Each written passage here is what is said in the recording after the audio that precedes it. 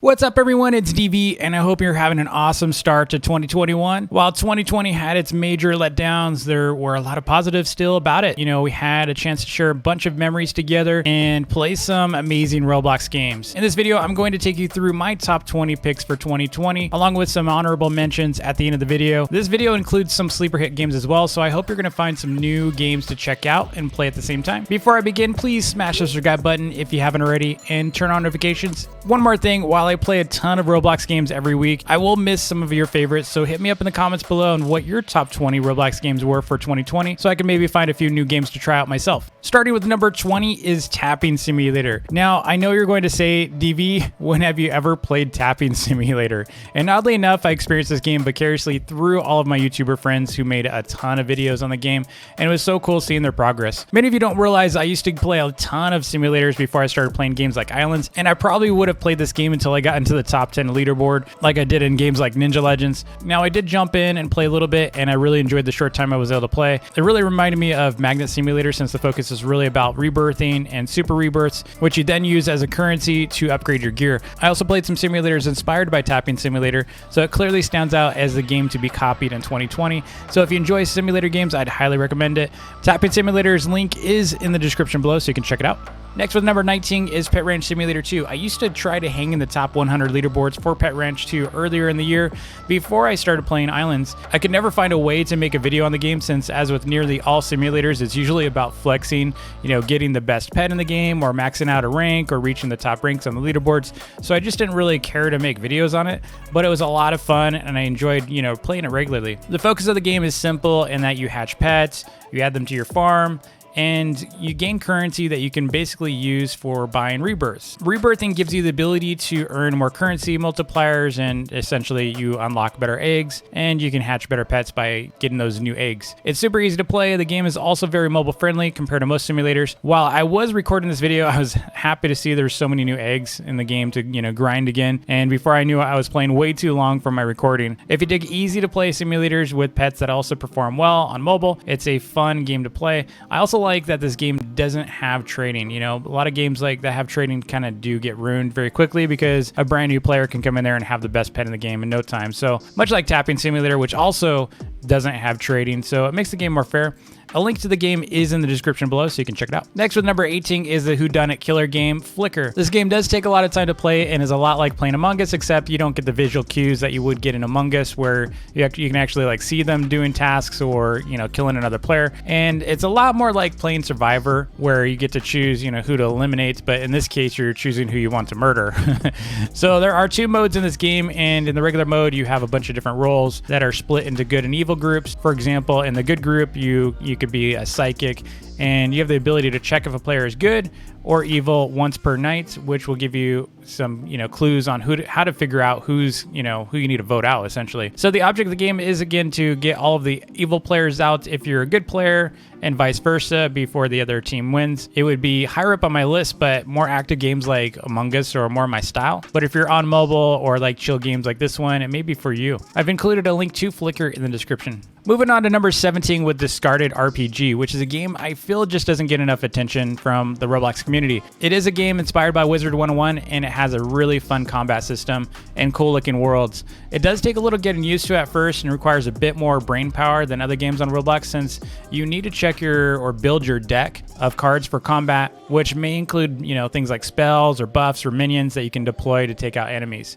It's honestly super underrated, like I said, and I hope more will check it out. I found myself missing the game and wishing I could play more of it, since once you start, you know, getting a hang of the combat system and the cards, is super easy, and it's fun to play with others, you know, honestly, because you can actually, as a group, you can take out bosses and stuff. I've linked Discarded in the description for easy access, and I definitely, you know, like I said, I think it's worth checking out. Next up with number 16 is Shark Evolution, another Roblox simulator that adds a ton of unique layers that we typically don't find in other simulators. You play as a shark that eats other fish or animals, and sometimes they're not always fish, and you can supercharge your shark to give it, you know, damage boost, and you get these power-ups that you can equip after you unbox them, much like hatching pets. So instead of hatching pets, you're actually hatching powers or power-ups, and as your shark evolves, it gets bigger and is able to take on bigger predators. The game really exploded with players in 2020 and was really the hottest sim for some time.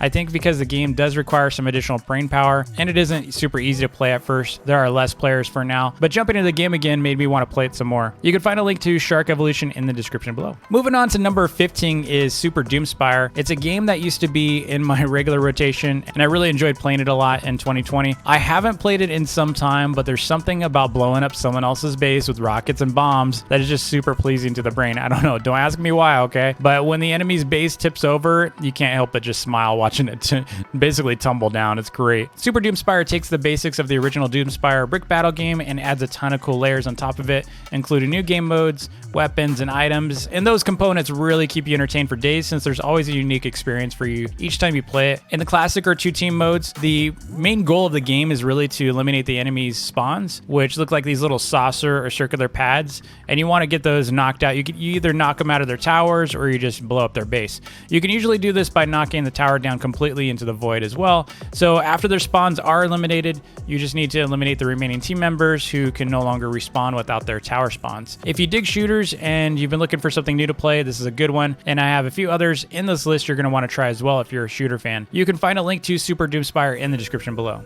Moving on to number 14 is World Zero. I played World Zero a ton during its alpha days when you used to have to pay to, gain access to the game. Back when Dungeon Quest was kind of dying after being the #1 played dungeon, crawler game on Roblox, I was always looking for something new to stream, and the game was, pretty much on the top of my list. It was super fun to play, but because, it was paid access, many didn't want to go near it, and I eventually stopped playing it since the content was just kind of getting repetitive, and like I said, not many wanted to actually play it. After release, you could tell, they really continued polishing the game's content, and the player base blew up in a good way. While I don't play World Zero that much these days, I definitely would play a lot more if I had the time, required to invest in it. It's one of those types of games you really need to grind in to, actually be good at it. But even casual players can still jump into the game for a little bit and have some fun. The visuals are stunning, and the gameplay really makes you forget you're still playing on Roblox. A link to World Zero is in the description below. Next up is number 13, which is MEGAMECH, a game that many say is actually heavily inspired by a mobile mech game. I played the original MEGAMECH alpha back in the day when it was, before the full version came out, and I really loved it. The new version is a little bit more complicated and confusing because it has so many different game modes. The lobby's kind of massive. There's so much going on in there.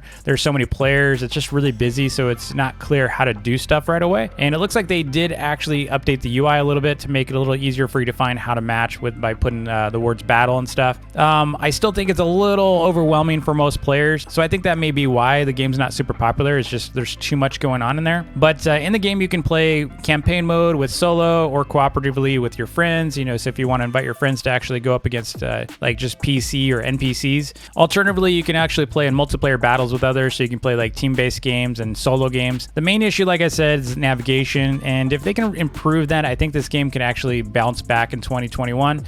You can fully customize your mechs, like torso, its base, its left and right weapons, and more, and that's so cool to be able to like customize your mech like that, because you can accidentally like make your mech really bad or really OP, to a point where you're just unstoppable. I love that kind of mix and match, and mech games have been so popular in PC gaming for so long. I could see this really blowing up on Roblox if they were to make the game a little bit more accessible and easy for the average player. It is a cool game and it deserves some love, so definitely check it out if you like shooter games. Next, with number 12 is one of my new favorite Roblox games called DUNGEONFALL.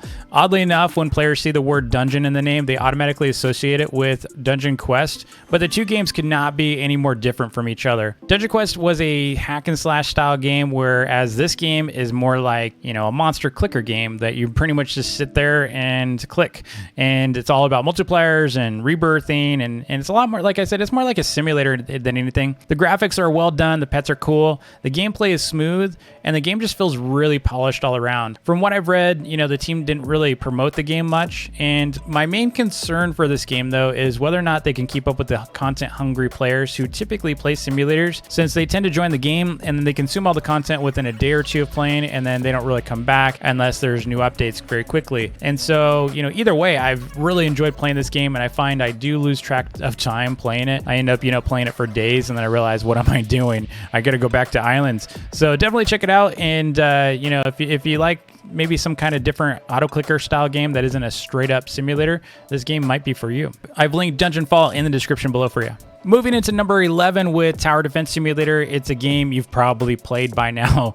This game is so addictive and time consuming that I try to avoid it at all costs. What most people don't know about me is I'm a huge fan of tower defense games and have played hundreds of them, like literally hundreds of tower defense games. I used to download every single tower defense game there was on mobile just to find the best one. And because I would just kind of run out of content. I played way too much of it. So I've tried Tower of Heroes Tower Defense as well as the All-Star Tower, and I've also tried World Defenders, and I've tried a bunch of others on Roblox. And I can say, you know, TDS is still the clear winner and king when it comes to tower defense games on Roblox, though I can't help but dig the character style of Tower of Heroes. Tower of Heroes is still really, really cool. For those of you who don't play tower defense, the game is really easy, and this is pretty much the same concept for any tower defense game you're going to play. Enemies come out of a cave or some kind of entrance, and they need to follow along a path to an exit. And what you're going to need to do is kill those enemies before they reach the exit, right? That's super easy. In the concept, you just need to make sure you drag your towers or units along the path and make sure they kill stuff on the way to the exit. So you can also upgrade your towers and improve the damage over time. So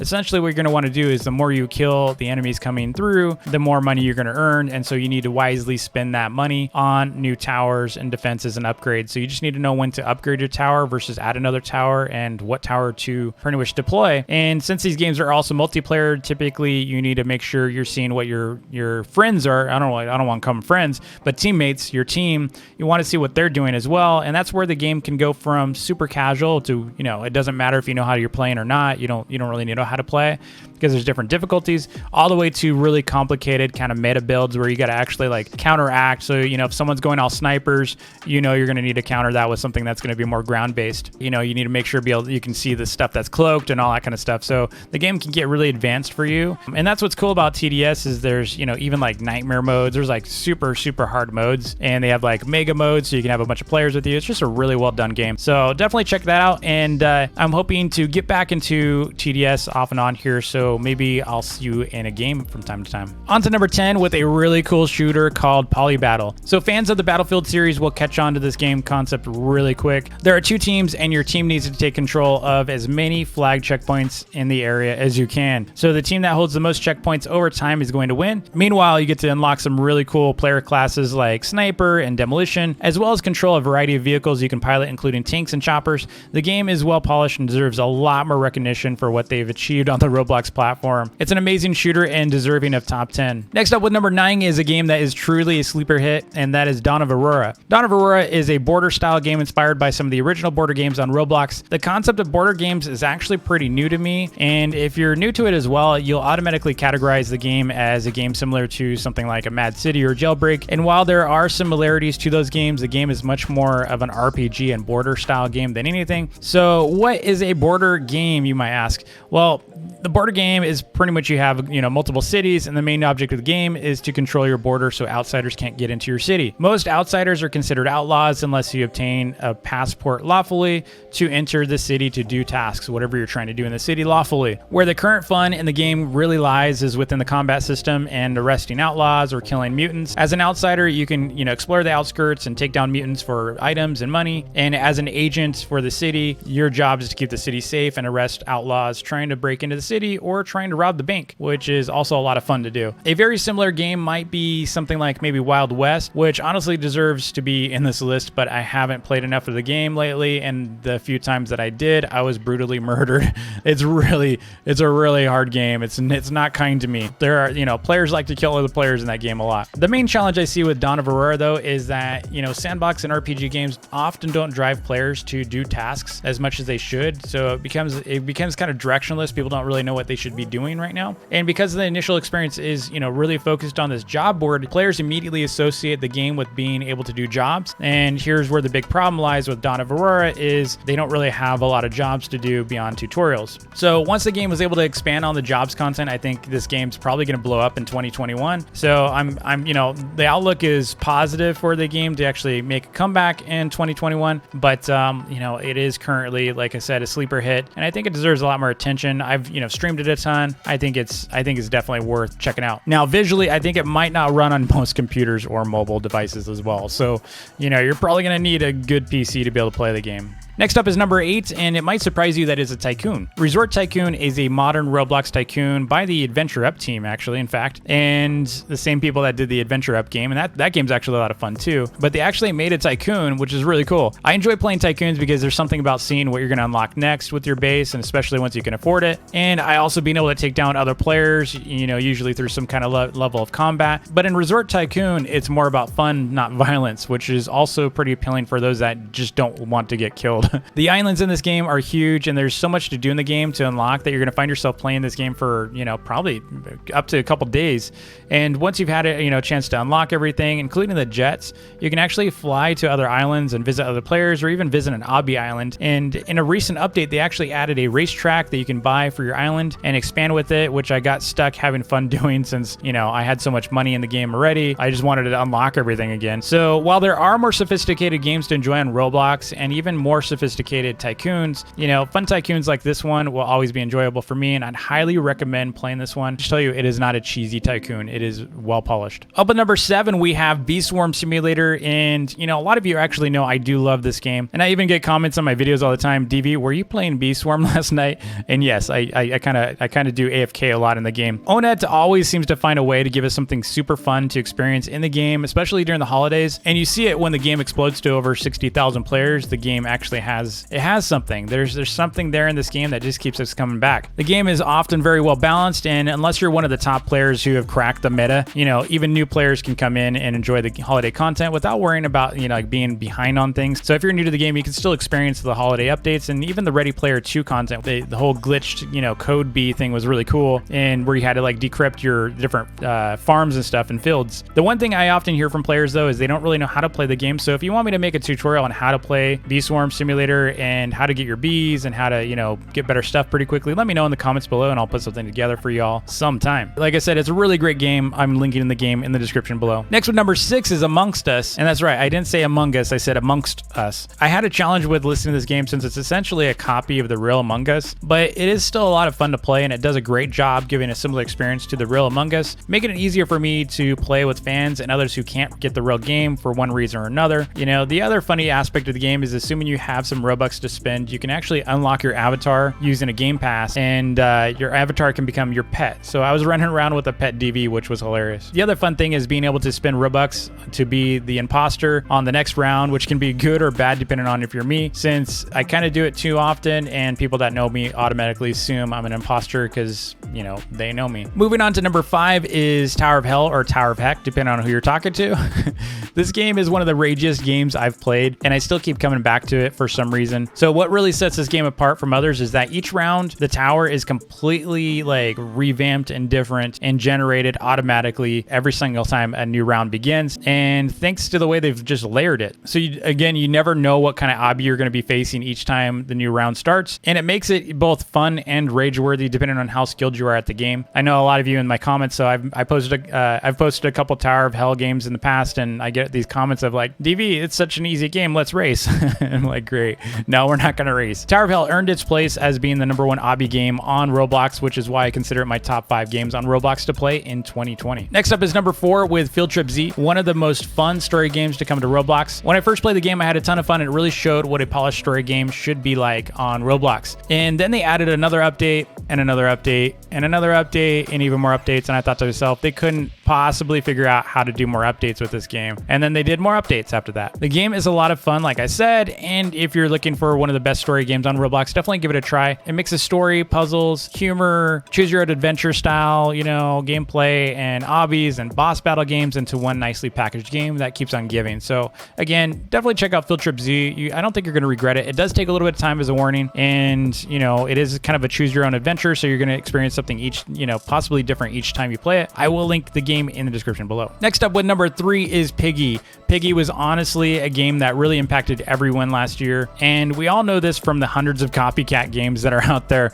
that were made after Minitoon showed Roblox what a killer survival game should be. Piggy has a perfect balance of flee the facility style gameplay with a scavenger, puzzle, or escape room game where you need to find the keys, unlock the various rooms to finally escape the map. But what I think surprised everyone in the Roblox community was how how addicted we'd all get to the small clues and notes he left around each map. So, and that kept making us more and more attached to the story and the mystery that he was creating for the game. Minitoon then completed his masterpiece with the true ending and final endings that made us all recognize Piggy as one of the greatest games to come to Roblox. Minitoon later gave us the map editor as well, which was a welcome addition to the game to give players a chance to create their own content to extend the, gameplay beyond the story. I look forward to seeing where Piggy goes this year in 2021. Next one, number 2 is Islands. And of course, yes, this is biased. Yes, of course, I'm setting it at number 2 because it is one of my favorite games on Roblox. And it is a game most of my subscribers are familiar with, considering the majority of my channel is about islands. Islands is ultimately a game about making cool builds, grinding, and trading. The game was originally inspired by Minecraft Skyblock, and while it does have some, similarities and connections to Minecraft Skyblock, it is more about building a cool looking island these days. And you can make your own obbies, mini games, you can make builds inspired by other worlds. I mean, I've seen Star Wars, I've done Piggy maps, I've done Mario Brothers, we've seen all kinds of stuff. We've even seen like Arsenal map remakes in the game, and just really cool looking worlds. You can even make your own supermarket mall. Most of what people are doing in the game these days is making a giant mall, so that's no surprise. I could spend an hour talking about islands, but I won't. However, if you dig Minecraft style gameplay, Islands is definitely for you, and I have plenty of videos on my channel for you to learn how to play it if you haven't played it yet. Finally, with number 1 is Arsenal, and many of you may be surprised, but Arsenal is my go-to game on Roblox, and obviously for thousands of others. It's that game you can play for as little as 5 minutes or up to several hours, and I especially love playing the game with my Discord server. And we do clown infection games, or we change up, I'll change up the gravity to troll with them, or I'll make the speed 2 times so everyone's flying off the cliff and stuff and oofing. It's so much fun. Or I'll play like those 1v1s. The game team's really been keeping up with updates regularly, and most of you don't actually realize that my favorite genre in games is actually shooters. I'm a huge shooter fan. I've been playing shooters for years, even before Roblox. And so, if you see me in an Arsenal match, make sure you say hi. And if I'm not talking, I may just be like totally tryhard mode, not looking at chat, focusing on my crosshair and where people are spawning from. So yeah, I'm not, okay. Sometimes I spawn camp, okay, not that much, okay. But one thing I want to remind you, if you're an Arsenal player, always vote competitive. Now you might be thinking in your head, how dare he not include Adopt Me? And yes, you're right.